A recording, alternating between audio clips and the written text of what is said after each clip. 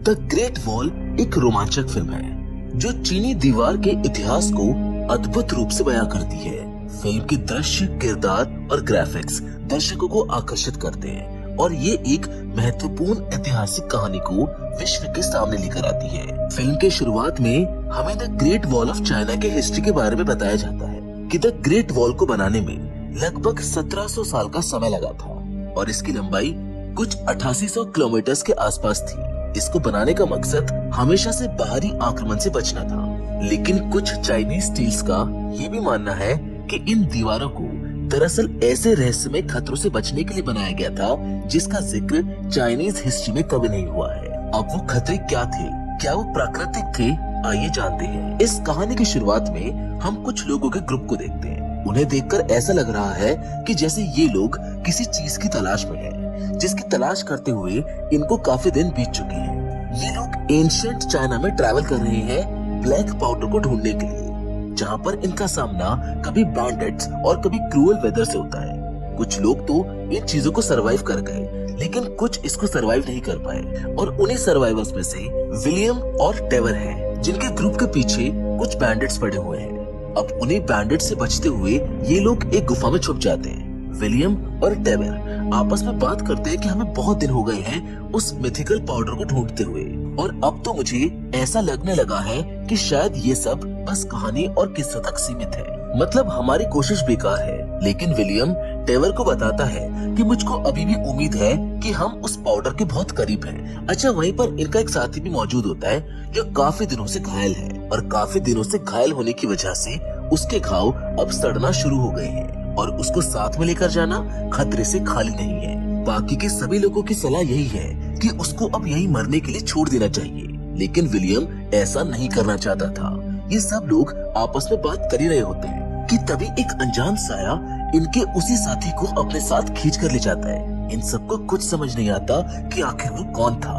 ये लोग संभलते हैं, लेकिन फिर भी वही अनजान साया इनके एक और साथी को अपने साथ ले जाता है। विलियम और टेवर दोनों अटैकिंग फॉर्मेशन में आ जाते हैं, जिनको देखकर महसूस होता है कि ये दोनों काफी बेहतरीन योद्धा है, जिसका प्रमाण अगले सीन में मिल जाता है, जिसमें विलियम उस अजीब से क्रिएचर के हाथ को काटकर उसको मार देता है। अब ये अजीब सा क्रिएचर क्या है और कहां से आया है, ये मैं आपको फिल्म में आगे बताऊंगा। जिसके बाद अब विलियम और टेवर अपने आगे की जर्नी को कंटिन्यू करते हैं, जहां एक बार फिर से इनके पीछे कुछ बैंडिट्स पड़ जाते हैं और इस बार उनसे बचते हुए ये लोग ग्रेट वॉल तक पहुंच जाते हैं, जहां की आर्मी इनको घेर लेती है, जिनसे बचने के लिए ये लोग भी सरेंडर कर देते हैं।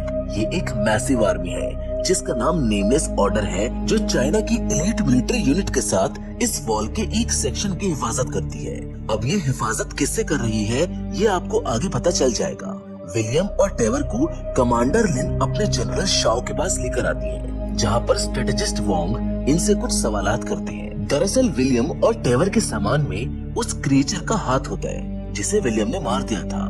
कमांडर लिन, जो इनकी भाषा जानती थी, इनसे पूछती है कि तुम्हारे पास वो हाथ कहाँ से आया और उस क्रिएचर को किसने मारा, जिस पर विलियम बताता है कि उस क्रिएचर को मैंने मारा है। विलियम की इस बात को सुनकर कोई भी उस पर यकीन नहीं करता, क्योंकि उन क्रिएचर्स को मारना किसी भी अकेले इंसान के बस की बात नहीं है। लेकिन फिर भी विलियम उनको यही बोलता रहता है कि नहीं, उस क्रिएचर को मैंने अकेले ही मार दिया था, जो यहाँ से 2 दिनों की दूरी पर है। अब इस बात को सुनकर जनरल शाओ कमांडर लिन को बताते हैं कि अब हमको तैयारी जल्द ही शुरू करनी होगी, क्योंकि हो सकता है कि जो हमला 9 दिनों के अंदर होने वाला है वो जल्द ही हो जाए। जनरल शाओ इस बात को जानकर काफी परेशान थे, लेकिन अभी भी इनमें से किसी को ये यकीन नहीं हो रहा था कि विलियम ने अकेले उस क्रिएचर को बिना किसी सहायता के उस गुफा में मार दिया था। जनरल शाओ लिन से बात कर ही रहे होते हैं कि तभी इनको पता चलता है कि जिस जंग के लिए ये लोग बरसों से तैयारी कर रहे थे,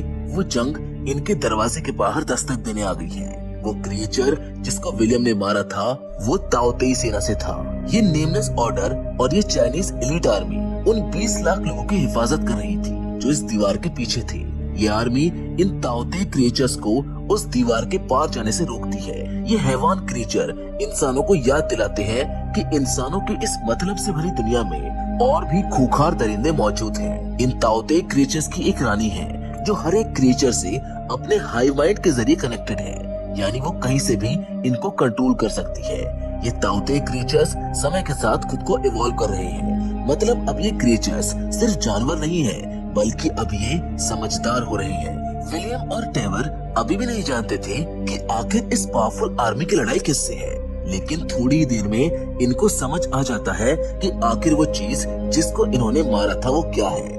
इन ताओते क्रीचर्स की विशाल सेना देखकर ये लोग समझ जाते हैं कि अब इनका यहाँ पर बचना नामुमकिन है। शुरुआत में तो ये लोग ताओते की सेना को दीवार से दूर रखने के लिए आग के गोलों से उन पर हमला करते हैं, जिसके बाद कुछ तीरंदाज इनकी आंखों को निशाना बनाकर उनको मारने लगते हैं, क्योंकि ताओते को मारने का ये इकलौता तरीका होता है। लेकिन इन सब के बावजूद भी ताओते दीवार तक पहुंच जाते हैं। वो क्रिएचर्स कमांडर लिन की आर्मी के ऊपर भारी पड़ना शुरू हो जाते हैं, क्योंकि ये क्रिएचर्स अब ग्रेट वॉल को क्लाइम करके ऊपर आना शुरू हो गए हैं। विलियम और ट्रेवर दोनों के हाथ बंधे हुए हैं, और अगर जल्द ही इनको खोला नहीं गया तो ये क्रिएचर्स इनको भी बाकी दूसरों की तरह बेरहमी से मार देंगे।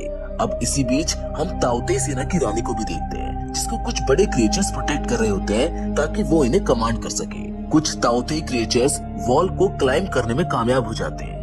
वहीं दूसरी ओर विलियम और ट्रेवर को पास ही में खड़ा बेलर्ड नाम का एक आदमी खोल देता है, और ये दोनों खुलते ही अपना कमाल दिखाना चालू कर देते हैं। विलियम और ट्रेवर एक एक करके इन ताओते क्रिएचर्स को मारना चालू कर देते हैं, जिन्हें देखकर कमांडर लिन और जनरल शाओ बहुत हैरान होते हैं। लेकिन फिर भी इन क्रिएचर्स की संख्या बहुत ज्यादा है और इन्हें ऐसे हैंड टू हैंड कॉम्बैट में हराना इम्पॉसिबल है। ये सब उन क्रिएचर्स से लड़ रहे होते हैं कि तभी हम देखते हैं कि अचानक से ये सभी क्रिएचर्स पीछे हटना शुरू हो गए हैं। इनकी रानी ने इन्हें पीछे हटने के संकेत दिए हैं, जो हो सकता है कि शायद और बड़ी वॉर की शुरुआत हो। लेकिन फिलहाल के लिए तो इन सबको थोड़ा संभलने का मौका मिल गया है। जनरल शाओ अब ये बात समझ चुके थे कि ताओते काफी ज्यादा विकसित हो गए हैं, और उनके अनुसार पिछले 60 सालों में ये सबसे पावरफुल ताओते थे।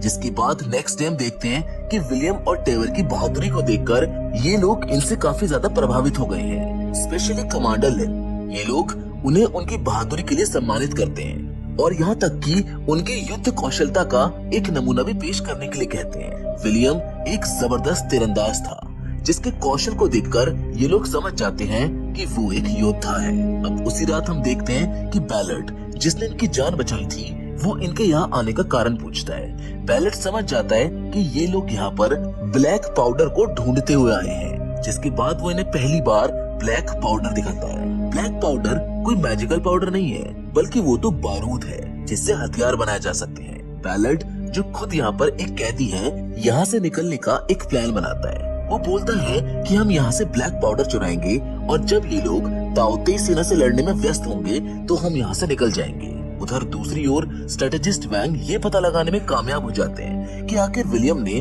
उन क्रिएचर्स को इतनी आसानी से कैसे मार दिया।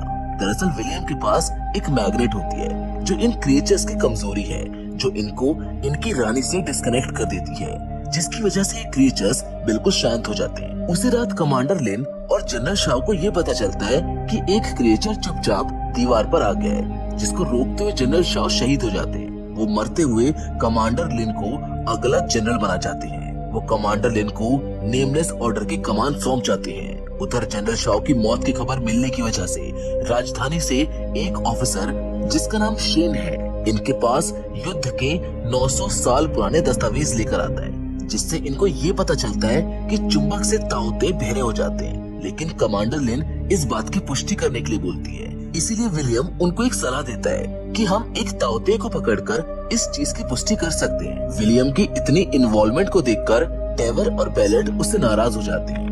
वो बोलते हैं कि हमको युद्ध के समय यहाँ से भागना है, जिसके नेक्स्ट सीन में हम देखते हैं कि जनरल लिन अपनी आर्मी की मदद से एक ताओते को पकड़ने की कोशिश कर रही होती है। शुरुआत में तो विलियम उनकी मदद नहीं करता, क्योंकि वो यहाँ से भागना चाहता है। लेकिन जनरल लिन और उनकी बेबस आर्मी को देखकर वो यही रुकने का फैसला करता है, जिसके बाद लिन, विलियम और ट्रेवर मिलकर एक ताओते को पकड़ने में कामयाब हो जाते हैं, जिसके ऊपर ये टेस्ट करते हैं, और सच में वो ताओते मैग्नेट यानी कि चुंबक से शांत हो जाता है। जिसके बाद शेन उस इकलौते ताओते को लेकर कैपिटल सिटी की तरफ चला जाता है, जहाँ नेक्स्ट डे वोंग जनरल लिन को वॉल के नीचे एक सुरंग दिखाता है, जिसका मतलब ये है कि ताओते इनकी उम्मीद से काफी ज्यादा विकसित हो गए हैं, जिन्होंने वो सारे हमले इनको डिस्ट्रैक्ट करने के लिए किए थे ताकि वो इस सुरंग को बना सके। और अब ताओ ते कैपिटल सिटी यानी कि राजधानी से बस 2 दिनों की दूरी पर थे,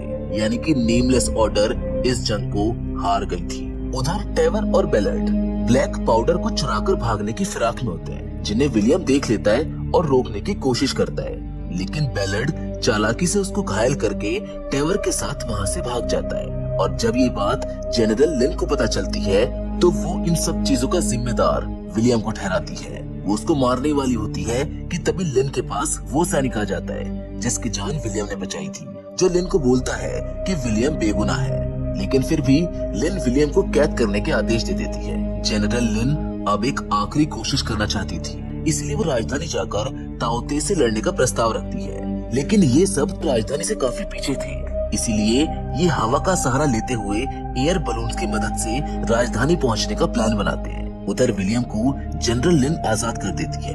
वो बोलती है कि हम जंग हार गए हैं, तुम आजाद हो, जाओ बाहरी दुनिया को ताओ ते के आने वाले खतरों से आगाह करो। लेकिन विलियम भागने के बजाय इनका साथ देने का फैसला करता है। उधर टेवर को रास्ते में बेलर्ड धोखा दे देता है। वो सारे ब्लैक पाउडर को चुराकर भाग जाता है, लेकिन बैंडिट्स का एक ग्रुप उसको थोड़ी दूरी पर पकड़ लेता है। जबकि उधर राजधानी में शेन राजा के सामने उस ताओ ते को चुंबक से कंट्रोल करने की कोशिश करता है, लेकिन जैसे वो चुंबक को दूर लेकर जाता है वो ताओ ते एग्रेसिव हो जाता है, जो शेन को एक जोरदार टक्कर मार देता है। और अब इससे पहले शेन उसको कंट्रोल कर पाता, वो ताओ ते रानी को सिग्नल भेजकर उसको राजधानी की तरफ बुला लेता है। जिसके नेक्स्ट सीन में जब जनरल लिन राजधानी पहुंचती है तो वो देखती है कि ताओ ते ने राजधानी में तबाही मचा दी है।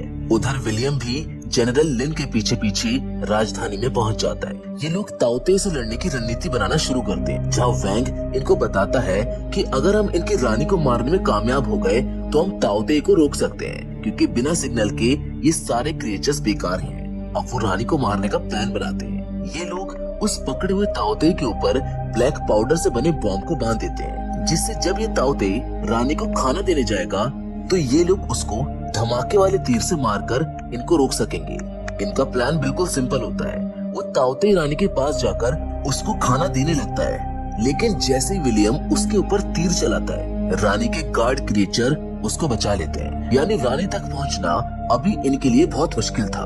उधर रानी भी विलियम को देख लेती है, जिसके बाद वो सारे क्रिएचर्स को ऑर्डर देकर उन्हें उसी टावर में भेज देती है जहाँ पर विलियम और लिन होते हैं। विलियम के पास ये आखिरी मौका होता है, इसीलिए अब वो उस चुंबक का सहारा लेते हुए एक बार फिर से तीर चलाता है, और इस बार वो तीर सीधा जाकर उस ताओ ते को लगता है, जिसकी वजह से वहाँ पर एक जोरदार धमाका होता है, जिसमें ताओ ते की रानी मारी जाती है, जिसके मरते ही सारे ताओ ते फ्रीज हो जाते हैं। विलियम और लिन ने सबको बचा लिया था, जिसके बाद आखिरी में हमको दिखाया जाता है कि विलियम टेवर के पास जाता है, जिसे यहाँ के एलीट आर्मी ने पकड़ लिया था। टेवर विलियम से माफी मांगता है। जनरल लिन विलियम को एक आखिरी अलविदा कहने आती है, जिसके बाद विलियम और टेवर अपने अधूरे सफर के लिए निकल जाते हैं, जिसके साथ ये कहानी यहीं पर खत्म हो जाती है। द ग्रेट वॉल सन 2016 में आई एक एक्शन फैंटेसी मूवी थी, जो चाइना के अनटोल्ड हिस्ट्री को बयां करती है। आपको ये फिल्म कैसी लगी हमें कमेंट करके जरूर बताइएगा। बाकी फिलहाल तो आज की कहानी में बस इतना ही, लेकिन अब फिर से जरूर मिलेंगे, और वो भी एक और नई इंटरेस्टिंग कहानी के साथ। पर हमेशा की तरह तब तक के लिए धन्यवाद।